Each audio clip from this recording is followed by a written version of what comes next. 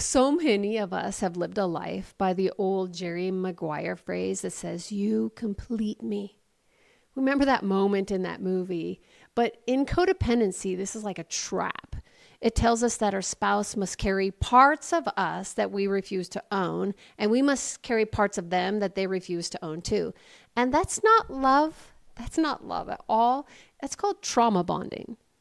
So love isn't about filling gaps or managing someone else's brokenness.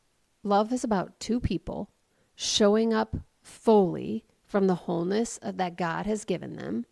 And then when we embrace our own God-given identities and we take responsibility for our hearts, and then we let other people do the same for theirs. Scripture reminds us that in Ecclesiastes 4:9-10, that two are better than one.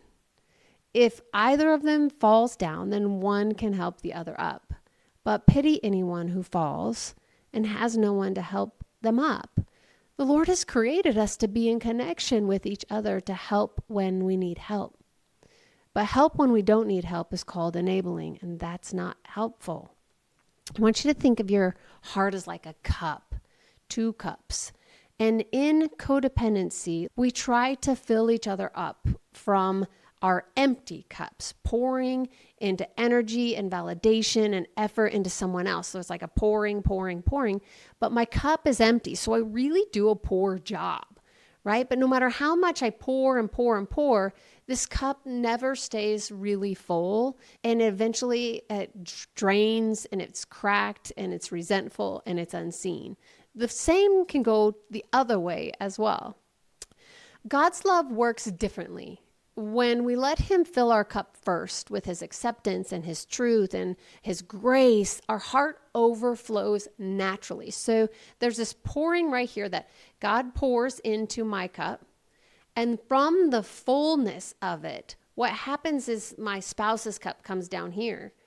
And it just kind of trickles over like a fountain, just pours over into the next layer and pours over into the next layer and pours over to the next layer. And so none of the cups are empty because they're getting filled from the source that's supposed to fill them.